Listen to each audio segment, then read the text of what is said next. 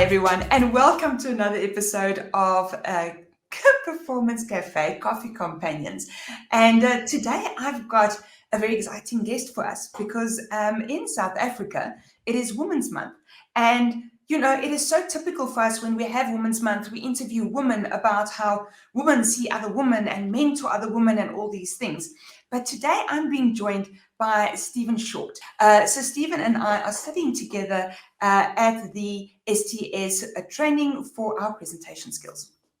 Now, Stephen is the managing director of ETC Consult and Distributed Training, and he's involved in different industries, including leadership development and psychometric selection, as well as international education and training, inward tourism in Ireland, and more recently, online and blended learning. He has delivered a variety of seminars and workshops, moderated panel discussions, and acted as MC for a range of international events on topics of entrepreneurship, international communication, leadership, social media marketing, also audiovisual marketing, and more. He also works with teams and individuals around the world with their strategy planning and goal setting to help them get a clear vision of where they want to be and how to get there. And Stephen is all about the education and taking care of youth and where we want to go with them, amongst others. And so I thought it would be interesting to ask Stephen, what does he think about women in the business world and what we can do for them? So without further ado, Stephen, I hope you're well. Good afternoon. How are we? I am very well, thank you. I hope that you are well too. Well, the sun is not so shining in Dublin, so but we've had some pretty heavy heat for Irish terms. I know in South Africa what we have in summer is what you have in winter, but we've been struggling with our pasty white skin. We have been laughing. I'm sorry, but we actually have been sitting watching TV going, heat wave, schmeat wave. Let's show you how it gets done. Well, my wife was in Spain. My wife was Spanish. She was in Spain with the kids for the last 2 weeks with her family, and it was 44 to 48 degrees Celsius. So I mean, even for Spain, that was hot. That is meaningful. That is very meaningful. I mean, in Ireland, when it hits 28, we panic. You're going to hide your pastiness. Yeah. That's why it rains so much, and then in the summer when it gets hot, that's why we invented pubs and why we perfected them. Oh, right. Only that, right? Yeah. Nothing to do with the alcohol content. No, just the weather. Well, we thank you for inventing the pubs and for exporting them to the rest of the world. You know, your good deed is done for an entire lifetime for all Irish. Well, my pleasure. Yes, you do what you can, right? Yeah. So, Stephen, Women's Month, Performance Cafe. I think this month I'd like to look at how do we help people in business, whether it be women or men, further support women in their growth within businesses. And I'm so glad to have a gentleman here because I think often we do find that people can become male bashers, which I think really just doesn't help. I think, you know, men were also brought up in a particular tradition, and we only ask about those traditions much later in life. And you had an interesting story to tell me about your daughter and being a feminist dad. Shall we start there? Yeah. So, I mean, I've grown up. I mean, I grew up in two family businesses that were run by my parents. So I had a strong male role model, a strong female role model. And I think for me, and a very strong sister role model, my younger sister. So I used to joke and make sexist jokes, knowing that I wasn't sexist, until one day my sister completely changed my frame of reference, and now I don't even make those jokes, because what she said to me one day, and she still doesn't remember this conversation. It was a life-changing conversation for me. I was making a joke with my daughters, my two young daughters, when they were, I don't know, they must have been about 5 and 8 or something like that, like young. And I said, oh, we'll find them good husbands to marry them off and they'll be fine in life. Joking, knowing that my sister is an entrepreneur, my mother was an entrepreneur, like we make our own way in this world. And she turned to me and said, you know that when you make those kind of jokes, that normalizes that for them and it becomes self-limiting beliefs for them. And that just, I remember at the time, and I remember about to turn back to her, oh, stop being such a young sister, such a baby sister, blah blah. But I actually looked at the girls, and I was really really struck by this idea that as their father, the person who's supposed to champion them through life, the one that's supposed to get them ready for the world, who's supposed to be their biggest supporter of all their hopes and dreams, what if my stupid jokes were actually causing them to think less of themselves? And it absolutely fundamentally shifted my mindset. Now, I knew that I wasn't sexist. I knew that I was a feminist for all intents and purposes. More so since my girls came along. If I'm perfectly honest, when my first daughter was born, I really leaned into this idea of going, right, I really don't like the role models that society and media is really holding up for my girls to aspire to be. Like, there's so much more value out there. So that's why I started the Feminist Father blog, to try and get good news stories and as a compilation of things to share with my girls. But when she said that to me, it even did shift what I think was already a pretty feminist perspective on the world. It shifted it even more so.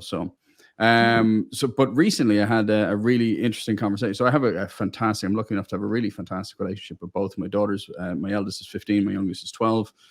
And my 15-year-old, we were just on holiday. We were having a chat about like future, and does she want to join the family business? There's no pressure if she doesn't. Like, what are her options? What does she want to do? And it was just fantastic to be sitting there on a really beautiful, balmy evening in Malta, just the two of us on the promenade, looking out over the sea, and actually having a conversation with a really impressive young woman who I feel exceptionally proud of.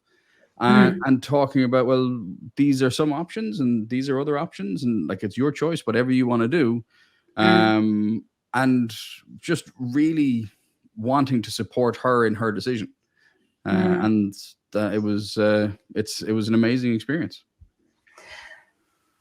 I quite understand why that was such a profound experience for you, because you're right. Our lens is normally about how men are sexualizing women or how they are demeaning to women. And the other part of the story is that what are we normalizing for other people who are part of this conversation? And for, obviously as a grown woman, I mean, I remember when I started my first business, I walked into a guy's office and he said to me, "Sweetie, I don't know if I should do business with you or ask you to sit on my lap." So, luckily I'm shy and retiring. Yes, I've gathered that about you. Yes, so I turned on my heel, walked out, and just never went back and didn't return calls and these calls and stuff.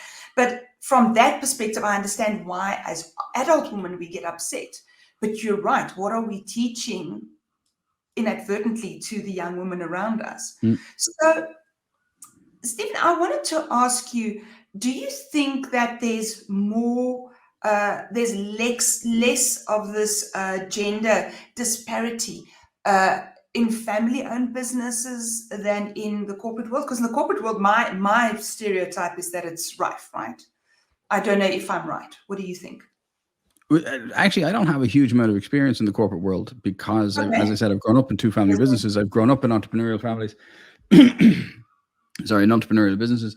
Actually, one of my senior staff was with me for 15 years in the other business that we sold, and that became part of a more corporate thing. And he actually left that company and came back to work with us in using a different side of the business, because he actually really didn't enjoy the corporate side of things. He preferred the more entrepreneurial, let's have a quick discussion, make a decision, do something and move on, as opposed to all of the other stuff. Okay. So I can't really speak to the difference. I don't know how much I can speak to in generalities. All I know is that in my experience in my family business, because my mother and my father were both the leaders of the organization, there wasn't this sense of, well, we'll just hire a lot of women and pay them less. We had actually very transparent pay scales and pay grades. And if you had this much experience and you had this many qualifications, it doesn't matter your gender, your sexual orientation, your ethnicity, whatever, so long as you were a good teacher and you had this qualification, this experience, this is what your rate was. If you got another qualification, your rate went to this. Doesn't matter what was what. So we didn't really have it. So I haven't really experienced a lot of it. I have experienced some clients and some people kind of looking at my sister, who's younger than me and looks younger than me, like looks a lot younger. So even when she was in her 20s, she looked like she was a teenager. And people would sometimes try and take advantage of that and really kind of talk down to her. But she's a very strong-willed woman and was able to really hold her own. But there were a couple of times when I wasn't actually allowed to go out to that site because I'd literally pick up one of these people and throw them out the door, kind of because the way that they were speaking to my sister. But that was more stuff that you can't really control. There are people coming in, their clients coming in.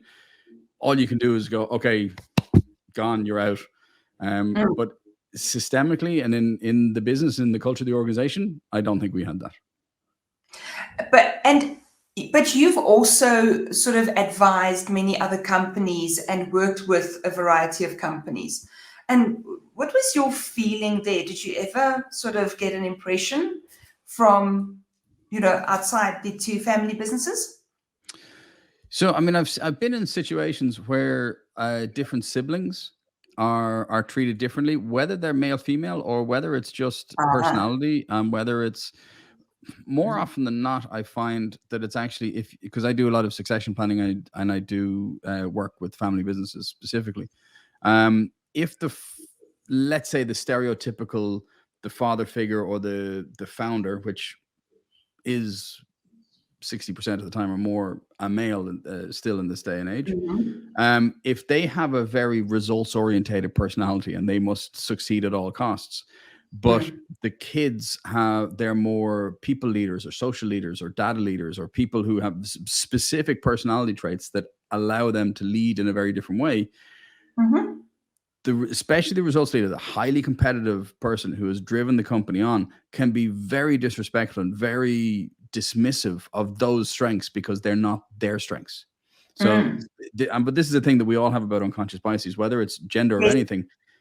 I am right. And if you don't do what I do, you're obviously wrong. So my way of doing things is the right way of doing things. And that is inherent in all human beings. And it's part of our internal frame of reference from a psychological point of view. So I find it interesting, but I do think that unfairly, I think there is this sense that women are probably seen as the fairer, less assertive type, because if they are seen as assertive, they're actually called a bitch. I don't know if I can use bad language on your podcast. Yes, you may. Sorry. Yes. Whereas if a man... My mother used to say bitch stands for babe in total control of herself. Well, that is absolutely fine. So it's not really a foul word, you see. We just fixed that. But it is, it's one of these things, and it's part of a video I did a couple of years ago after my sister completely changed my view on the world. How we, and I say we, I mean society at large, how we label things. And we do need to label things. Humans need to have these labels, and this is where unconscious biases come from. But when we just accept that these unconscious biases are true, and they might have been unconscious biases from a generation ago or 2 generations ago or longer, or they were built on a lie or built on misinformation. When we don't spend a bit of time addressing these labels that we have, that's when we get into trouble. But we do need to label things. We do need to be able to understand and compartmentalize stuff in our brains. But when you see behavior of a male leader in taking charge and standing up to a room and going, everybody shut the hell up, I'm going to tell you what's going on. He's being assertive. But if a woman does the exact same thing, oh my gosh, she's very bitchy. Like, oh my God. And it's the exact same thing. It's the exact same behavior. But because of the labeling that has been put on us from a young age, we see the same behavior as negative or positive, depending on whether the person who's doing it, depending on their bits, really, which is insane to me. It absolutely is, and I find it so interesting that in the whole conversation about AI, we talk about how much more humane work environments must become. And those are often what those soft skills are often like women do that, girls do those. And now all of a sudden it's like, oh, well, when the machines take over, we might all have to do it. Yeah. So again, I was I was being interviewed a couple of days ago as well. I don't know necessarily that I subscribe to the idea that all women are soft skills and Mm, all men are the highly competitive mm, stuff. I've met some highly competitive women who terrify me. And I've met some very emotional guys who've really surprised me about opening up and breaking down and crying and all the rest of it. So I don't think that that's a gender thing. I do think it's a personality thing. And I think it's a societal thing that has tried to mm, foist this mm, kind of stuff on guys. It's also why I think the suicide rate in young men is so high, because we're taught from mm. such a young age that we can't actually express our emotions. We can't. If you feel that something is cute or something is sad, shut up, bury it deep down, go drink, and that's it. And people have nobody to talk to. And I think that's a huge problem.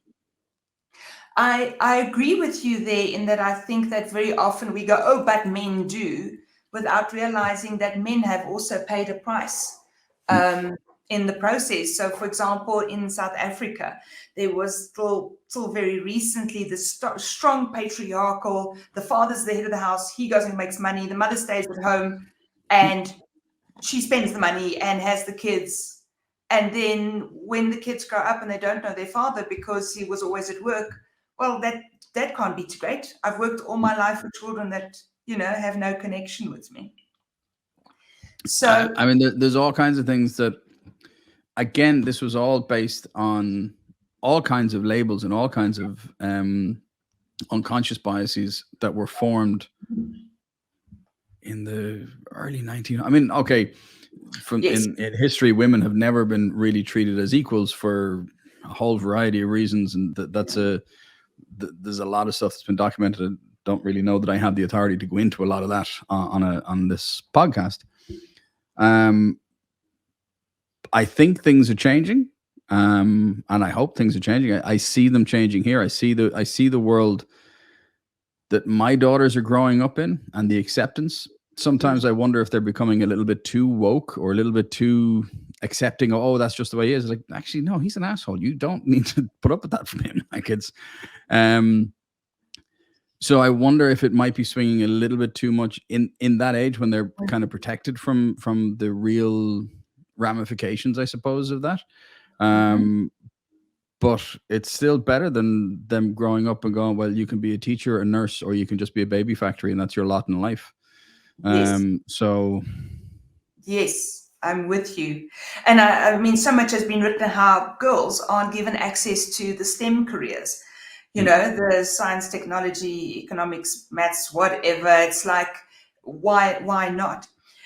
So, talking about how we introduce our young women into their careers, I know that you're very active in assisting with career guidance.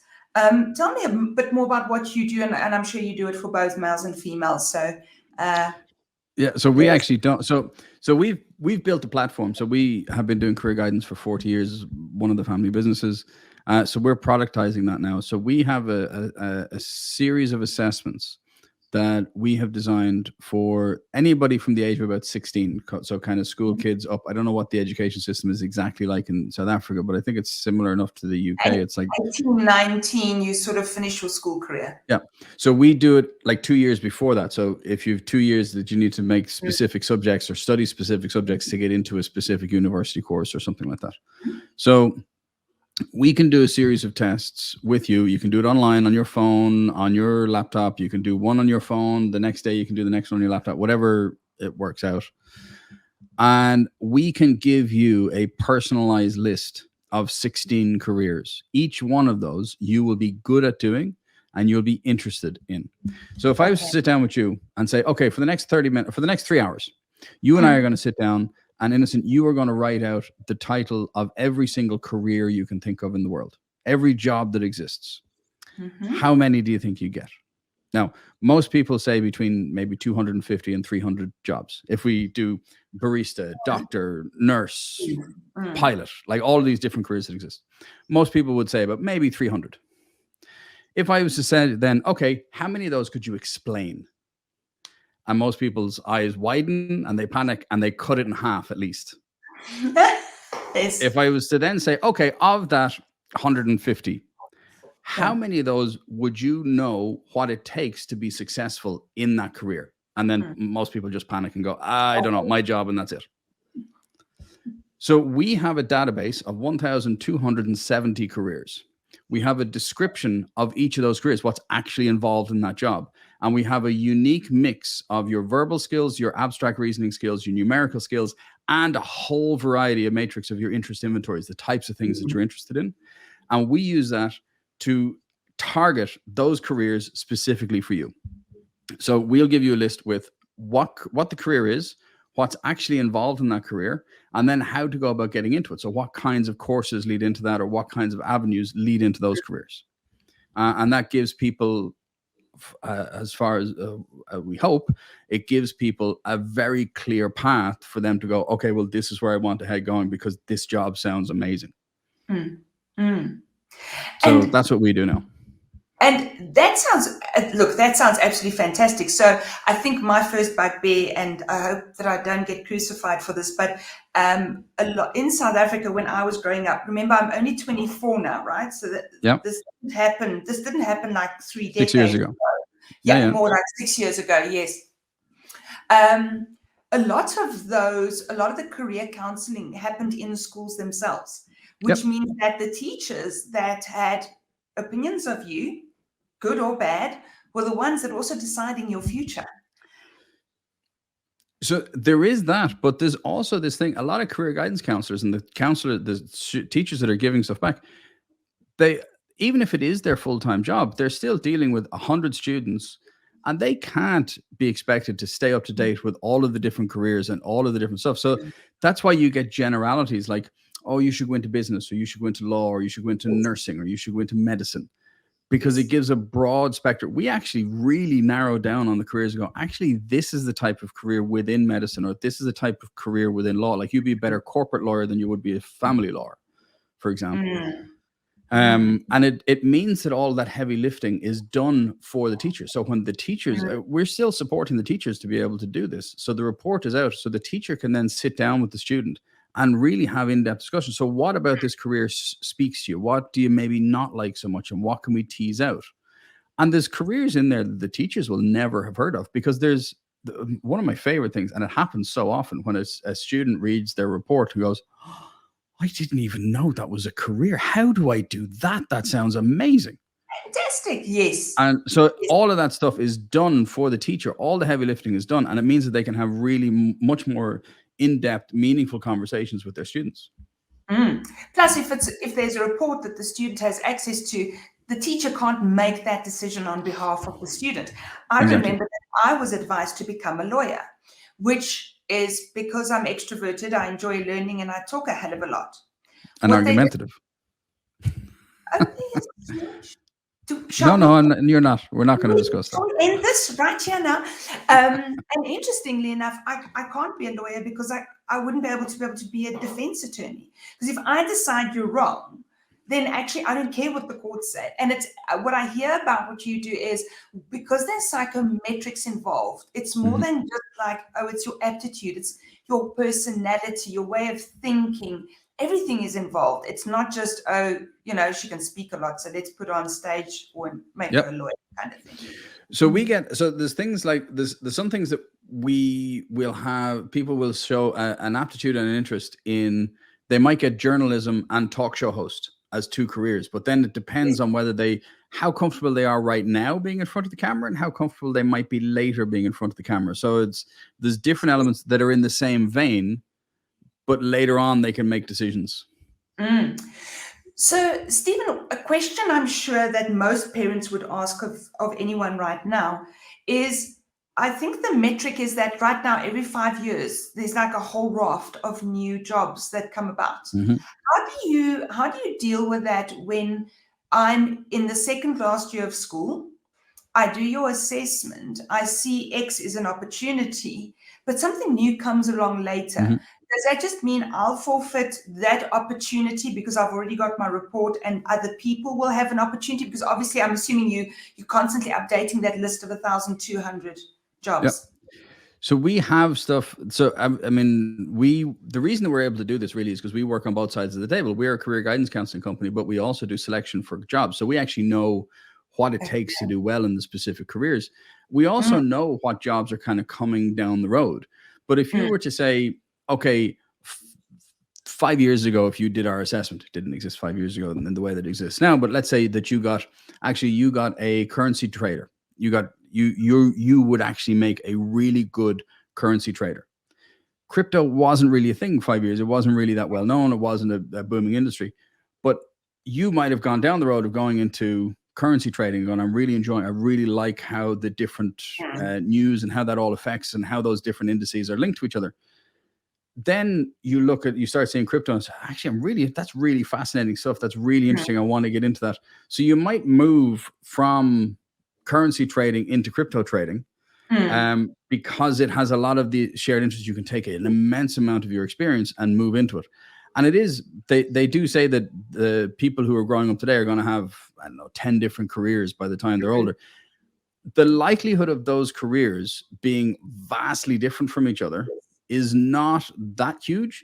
But at the same mm, time, if you look at most people's reports, you might get two like really different looking careers on the same report, because mm, humans, we are a diverse bunch of cells, really. So we mm, have lots of things that interest us. So there's different ways, depending on how much that interests you and how much this interests you. You could go in two very different directions in your career, be very successful at either, or you might do one for 10 years and decide, yeah, I've kind of done everything I want to do in that. I want to have a go at that other thing. I want to mm, have a go at running my own business in architecture, or maybe not architecture because you need to go study for that. But taking some of the stuff that I've learned from this life and turning it into something else. mm, So there's lots of things that people can do, and they can change careers, and there's all kinds of ways that they can change careers as they go through life, and it's perfectly normal and healthy to do so. But what we want to do is give people a roadmap to get started. Okay. But what you're talking about actually does highlight a major shift. I mean, my father worked in the same, he started working when he was 16. He Mm-hmm. worked in the same job until he retired. He unfortunately got injured on duty, so he had to retire, I think, after 40 years or something like that. And I think that's maybe one of those other places where we must watch out what messages we give to our children, in that, as you said, it is now normalized to have 10 different careers, or 10 different employers, if not 10 Mm-hmm. different careers. Then I want to just hop onto something else that you do a lot of as well, and ask you, doesn't this then also relate to succession planning? Because often we see succession planning as something that the corporate bigwigs or company bigwigs, business bigwigs do. And poor little old me, I'm sitting down here, I'm never going to land up on the plan.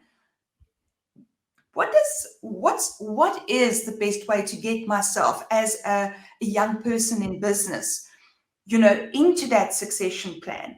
And does it have anything to do with this flexibility around career? So it does.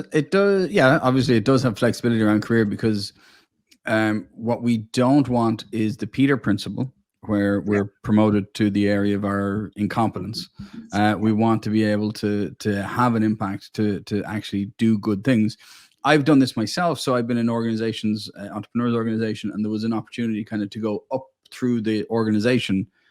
And I said, I'm not really interested in all that stuff. I'm interested in this and this one to the side. So I moved from one global committee to another global committee, which was like at the same level at a different thing, because that's what I'm interested in. That's where I feel I did the best work, rather than Mm, going up and having to deal with politics or having to deal with different things in various organizations. So understanding who you are, what your strengths are, what your aptitudes are, what your abilities are, and really understanding yourself. What do you want? What do you want out mm, of your career? What do you want out of life? Are you really into work-life balance, or are you way over to the right on that scale and being all guns blazing? Let's get to the head job, and then we'll retire and enjoy our life. So mm, there's all kinds of things that make, and different people are happy doing different things. For succession, normally succession in the bigger companies, as I know it, and again, I don't have a huge amount of experience in the mhm, corporates, mhm, it does seem to be a fairly cookie cutter thing. So they have, well, this type of person has worked in the past, so these are the type of people that we want to become managers when this person now moves on to their next role. It seems to be a little bit less about where's the future of the organization going to be, where do we want to be in 10 years time. In order to get to that point in 10 years time, what do we need to do now? What kinds of people do we start needing in the organization now to be building that stuff out? There are companies who run these high potential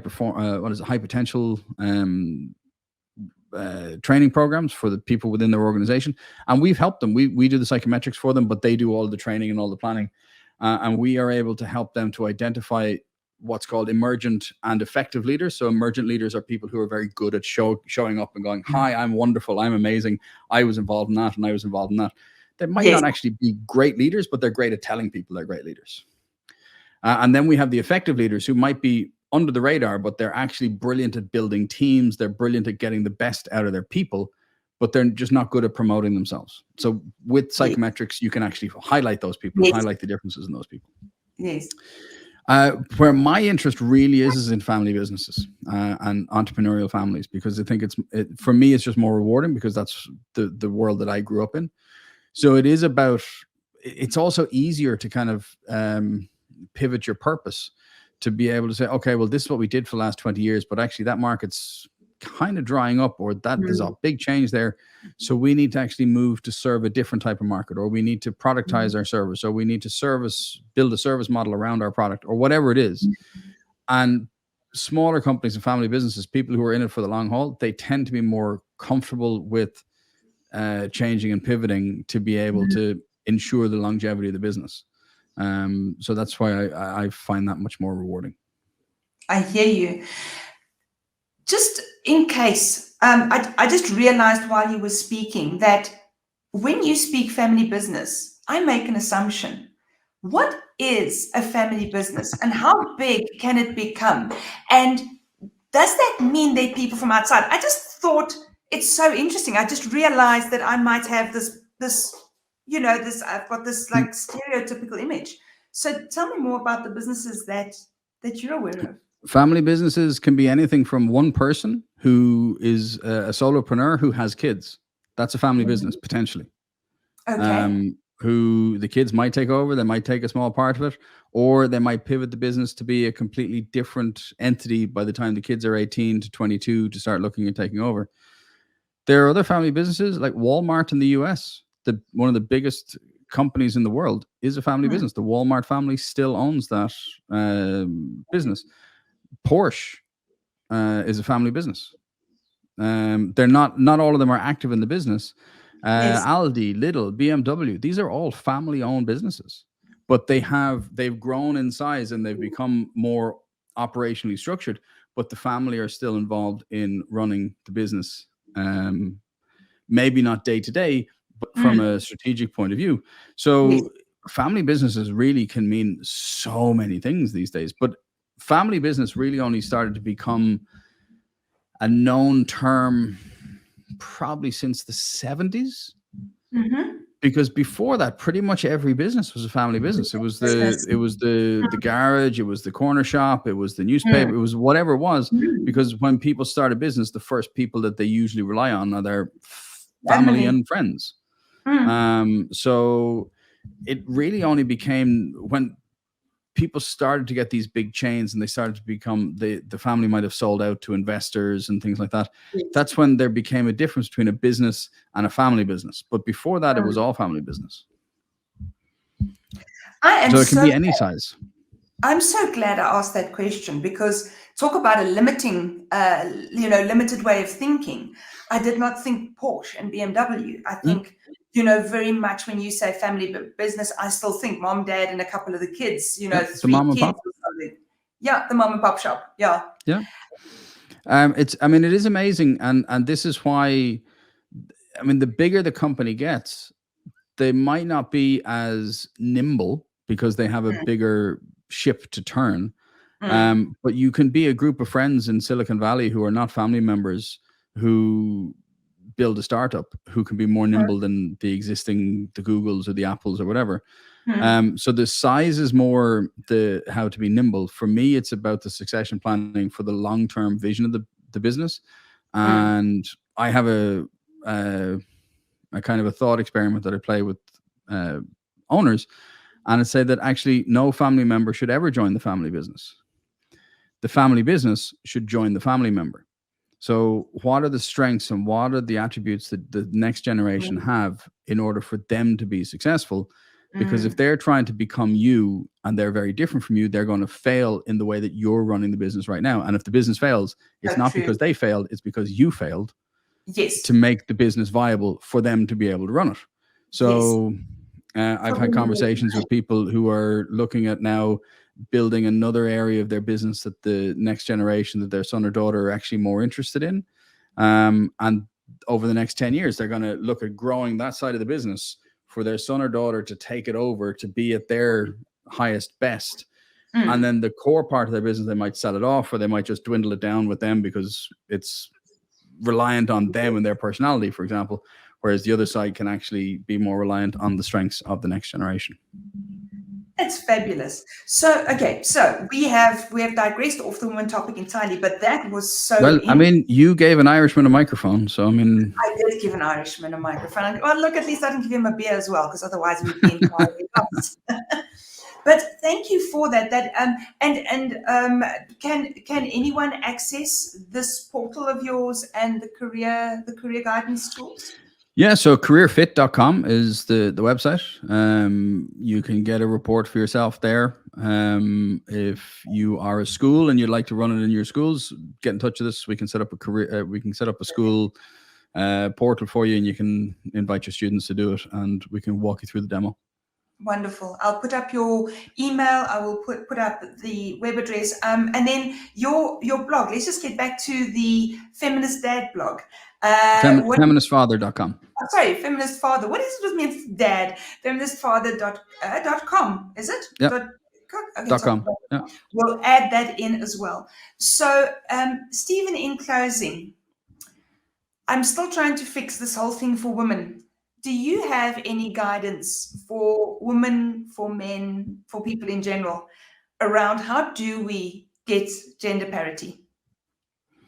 Yeah, I mean, from stuff that I've seen and from stuff that I've observed, I would say, so I was involved in another organization called Lead 50/50, which is promoting female leadership in my former industry. So I actually did a lot of research about this as well. I would say that to women, just step up, just step forward, and if there's a promotion, go for it. I remember reading studies that showed that men will go for a promotion if they feel that they're 70% capable of doing the job, and women will wait till they're like 95% capable of stepping up. Step up, stand shoulder to shoulder, and just put yourself up there, put yourself out there, and keep pushing for what is yours by right, by ability, by interest, by personality, the whole lot. And go for it. For guys, for men, I would probably do the same, say the same as what happened to me. Like, really think about the language that we're using and the labels that we put on people, whether they're being assertive or bitchy, whether they're being proud, or whether they're being they're bragging, or they're being fishing for compliments.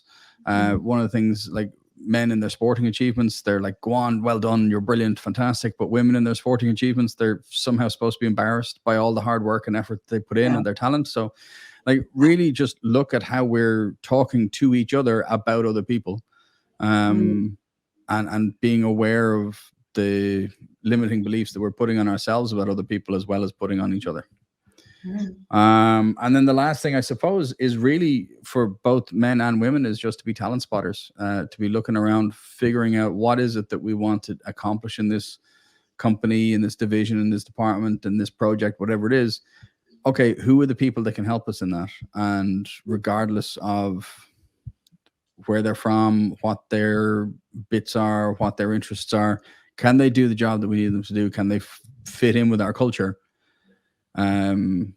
Right, let's get moving. Because one of the things that I've seen as well, a lot of decisions that are made about promotions and about people within organizations, like who's going to get the promotion, who's going to get the project, who's going to get this, is those decisions are made in rooms where the candidates are not necessarily present themselves. So the management teams have decisions about who can do these things. So having a champion in that room is the only way that somebody can actually progress. And in order to be that champion, you have to be a talent spotter. You have to be interested in seeing who's the best person for this. And why do I think they're the best person for this? Is it just because they like the same football team as I do? Because that is a shitty reason to have somebody as promote them. But what are the things that we're looking for, and how can we lift them up? So those are the three things, I suppose. And those, I think, are three excellent things. And I just like to extend or just add a little bit to that, in that I think also for men to take women into mentorship, because often it's the men. I don't know with you guys, but in South Africa, we still have the stereotypical white male in the boardroom sort of scenario. And so it's difficult to find a female mentor. But it would be great if male mentors would step up and support ladies. Absolutely. Stephen, thank you so much for your time. I appreciate you. Thank you for all the learnings. And we're definitely going to add in everything about the career guidance. I'm very excited to see where that offering of yours goes. And I hope that you will keep us posted on any other changes and improvements that you make. And thank you for sharing with us your experience with your daughters. I think it was a very valuable learning that you had. And I love that you shared that with us. Thanks so much. My pleasure. Thanks a million. Great to talk to you again. Thanks, Stephen. So everyone, thanks so much to Stephen. As always, don't we just have the most fabulous coffee companions?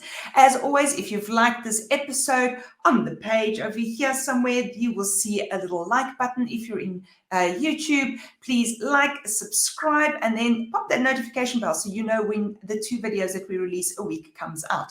If you're catching us on LinkedIn or Facebook, lovely to see you here. Please comment, and then like and share as well. And then come over to YouTube and join us on the channel here. And then until next week, I look forward to seeing you at the Performance Cafe.